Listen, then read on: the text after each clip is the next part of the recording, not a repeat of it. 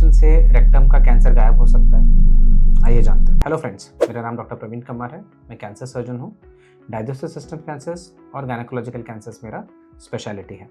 सो दोस्तों, जब rectal cancer की ट्रीटमेंट की बात आती है, इवन जब हम पेशेंट को कन्विंस करते हैं कि क्योर पॉसिबल है, सक्सेसफुल ट्रीटमेंट पॉसिबल है, उनको एक और इम्पॉर्टेंट चीज़ हमेशा ध्यान में रहता है या उनके मन में रहता है, वो है कि क्या हम रेक्टम को बचा सकते हैं और क्या हम परमानेंट स्टोमा को अवॉइड कर सकते हैं। दोस्तों, रेक्टम एक ऐसा जगह है जहाँ पे भले ही मतलब सक्सेसफुल ट्रीटमेंट पॉसिबल है, ट्रीटमेंट रिलेटेड साइड इफ़ेक्ट से पेशेंट के क्वालिटी ऑफ लाइफ में, उसके बाउल फ्रीक्वेंसी, मूवमेंट में काफ़ी सारे चेंजेस आ सकते हैं, जिससे उनको लाइफस्टाइल में बाधा आ सकती है।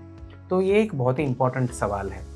तो इसमें ये एक बहुत ही लॉजिकल सवाल बनता है कि क्या हम बिना सर्जरी के दूसरे मोडालिटीज़ को इस्तेमाल करके रेक्टम को, कैंसर को ट्रीट कर सकें या गायब कर सकते हैं क्या? तो दोस्तों, ये डेफिनेटली पॉसिबल है। Combination of radiation and chemotherapy can vanish the rectal cancer. तो इसके ऊपर हम और थोड़ा डिटेल में डिस्कस करेंगे।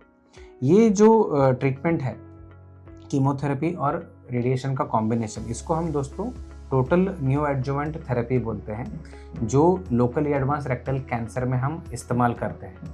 यहाँ पे जो भी रेडिएशन देना है और जो भी कीमोथेरेपी हमें ओवरऑल देना है, ये सारा ट्रीटमेंट हम सर्जरी से पहले ही ख़त्म कर देते हैं।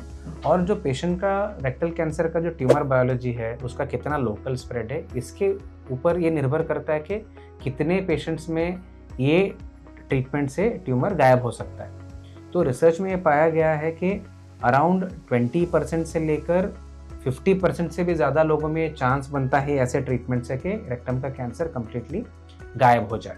तो इससे क्या एडवांटेज मिल गया कि इससे आपने सर्जरी अवॉइड किया, सर्जरी से रिलेटेड साइड इफ़ेक्ट्स को भी अवॉइड किया, और हो सकता है कि आपने परमानेंट स्टोमा भी इसमें अवॉइड कर दिया। बट जब ये ऐसे हो जाता है कि TNT, total new adjuvant therapy से आपका कम्प्लीटली ट्यूमर गायब हो गया, इसका मतलब ये नहीं कि आप कम्प्लीटली रोग से मुक्त हो गए। थोड़े पेशेंट्स ऐसे रहते हैं दोस्तों, जिनमें इसके बावजूद भी फ्यूचर में बीमारी वापस आ सकता है। तो मेरा बोलने का मतलब है कि even after successful treatment and जहाँ पे ये बीमारी कम्प्लीटली क्योर होकर गायब हो गया, आपको फॉलोअप में रहना पड़ेगा। स्पेशली जब हम नॉन सर्जिकल ट्रीटमेंट कर रहे हैं रेक्टल कैंसर में, एक इंटेंसिव फॉलोअप रहता है, जहाँ पे 4-4 महीने में आपको एंडोस्कोपी कराना पड़ेगा और 4-4 महीने में आपको MRI भी कराना पड़ेगा, ये ट्रैक रखने के लिए कि क्या बीमारी वापस आ रहा है क्या।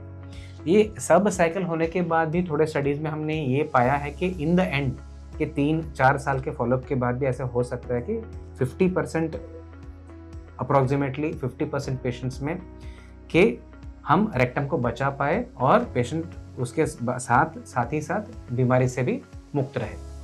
तो ये टॉपिक के ऊपर आपको और भी सवाल हैं, रेक्टल कैंसर के ऊपर आपको और भी जानना है, तो डेफिनेटली हमें कमेंट्स में लिख के बताइए, और हमारे चैनल को डेफिनेटली सब्सक्राइब कीजिएगा कैंसर के प्रति यूजफुल नॉलेज पाने के लिए। Thank you very much.